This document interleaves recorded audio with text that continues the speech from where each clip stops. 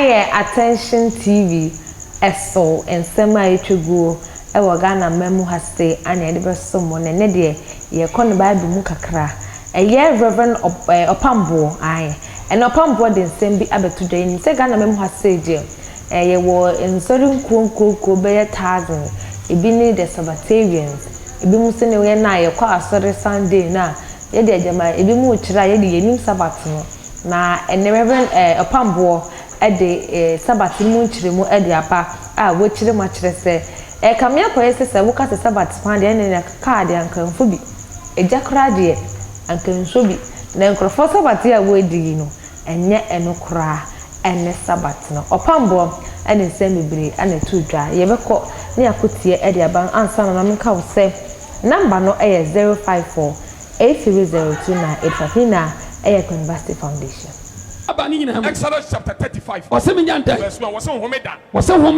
Exodus chapter 35. Verse 1 going. Very good, Yanko. Now Moses share Israel for what's up.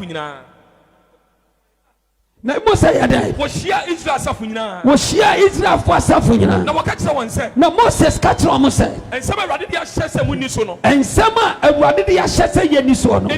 And only Exodus chapter 35. Yes, and some already akasi yeniso no enu ne yanko. And then Sian won fanya adwuma. And then Sian won fanya adwuma. Na eda to sonso. Na eda to sonso no. Enya homeda. Enya homeda. Konkura mo de ba home ama awurade. Konkura mo de ba home ama awurade. Obiara obeyi adwuma no. Na obi obeyi adwuma no. Obeku no. Obeku no. Mun soja. Mun soja. Motena bia nyina homeda. Motena bia nyina homeda. When the cast has me, Pacho awurade na desuma Moses. Awurade na desuma Moses. Yes sir. So on for my info. Israel for you. On for my Israel for you na.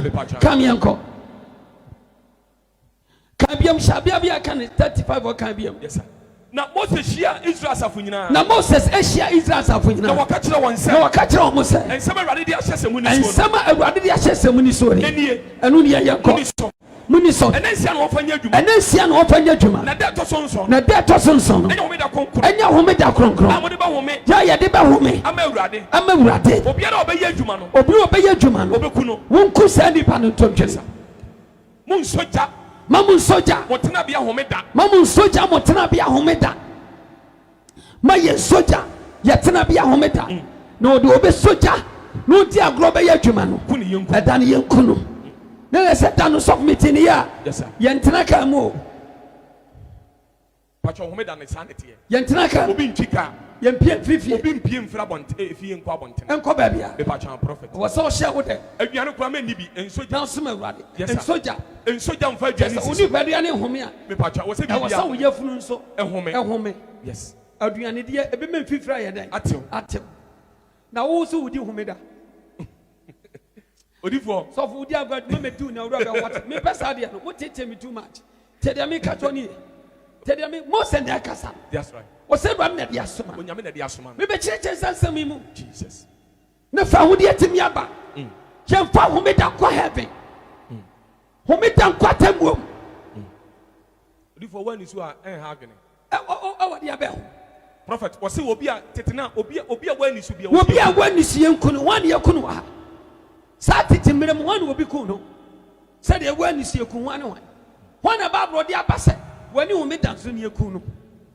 Odifo betumi abase yekunu obi but Bible no wan twele nsem. Ade biara say yekunu obi a ye twele by say nipa sumasi. Ana nipa dodo obesi ani so ntie yekunu wo mo. Sa. That's right. Tisofo. Nishi. Everybody trend say ba.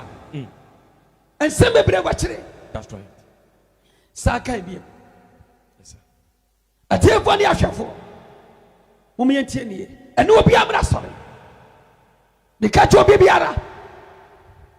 Yanko. Was so homeda. Moses share Israel safunyina. Moses share Israel safunyina. Na wakachira won say. No the two men himself. And some awurade dia and some awurade dia hyam se muniso. And some awurade dia hyam se muniso ni. Muniso. Yanko. And then Sian won fanya adwuma. And then Sian obi afanya adwuma. Na eda to sonso. Na eda etosonso. Enye mo homeda konkron. Enye mo homeda kronkron. Amode ba home ama awurade. Amode ba home ama awurade. Obiara nya adwuma. Obiara nya adwuma. Na obiara obeya adwuma no. Na obi obeya adwuma no. Obeku no. Obeku no. Mun soja. Mun soja. Motena bia nyina homeda. Motena bia nyina homeda. Yes sir. Yansan ko Genesis chapter 2 ho. Genesis 2.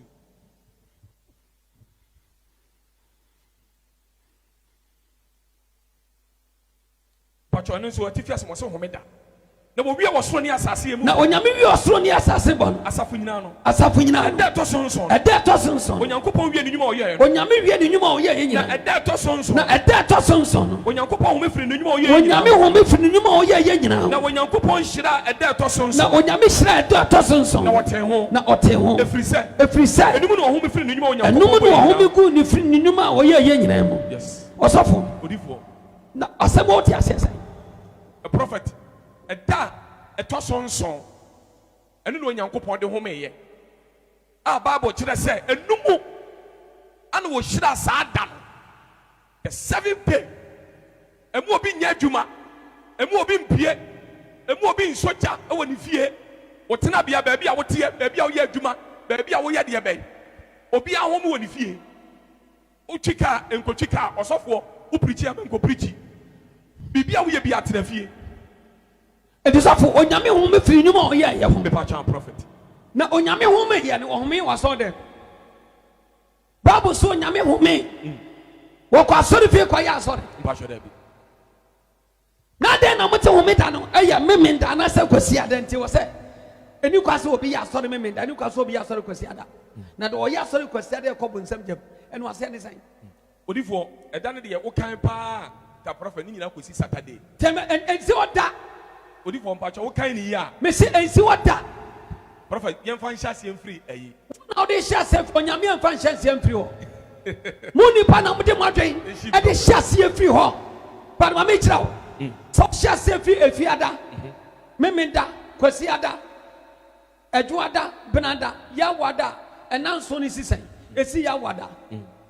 Wo hya se free memenda enanso ni kwasi da ben. E kwasi fiada. So what you say? Check me here. What you say? Calendar ni prophet. Enti check it. Patch from Monday. Monday, Tuesday, Wednesday, Thursday, Friday, Saturday, Sunday. Patch 1, 2, 3, 4, 5, 6, 7. Enti esi Saturday. Esi Saturday. Patch. Who can feed that ben? Odi for Monday, esi Sunday. Na me say who can feed that ben? They shall say free Monday. Who can say free Monday? And esi Saturday. Esi Sunday. Esi Sunday. Monday esi Sunday. Ana who can free a Tuesday so. Na prophet Patch ni nyina shall say from Sunday. And shall say Sunday dey esi Saturday. Esi Saturday. Na can free Monday so. Monday so free Sunday. Monday to Sunday. Patch. Na sa eda na onyame shall say di bo wiase na eda ben.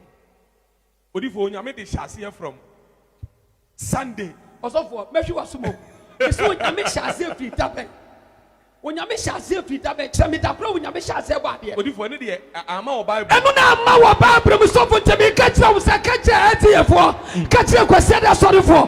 Ka kira me da fo say. So obi pese wo hunu dia. Ade so wo kira me eda pote ba Yesu onyame di shall say bo wiase. Ye ti wase ye kan mani kwasi me da so. Me pese me ka kira obi ase. Eda biara Awurade dia ba wiase efiri tuada. Ekopim kwasi ada no. Enani nyina ya kron Awurade ani mu a. Eda biara ye bompa ye Awurade tie. Eda biara ni wa onyame hira se ne kron eye da ba ko. Na mo wo hira ne na wo bo ye nyina so. Na nyansa kasa mu no. Enipa ye nte ase. Se onyame hira eda me nda so. Ana kwasi ada nko aso. Eye ne da kron dia. Ene na ka ye tinumi nam. Opambour onu sinin chire ase ana ni chire mu odi aba efa Sabbath ho ana me dia beso mo e wa Attention TV so makra me that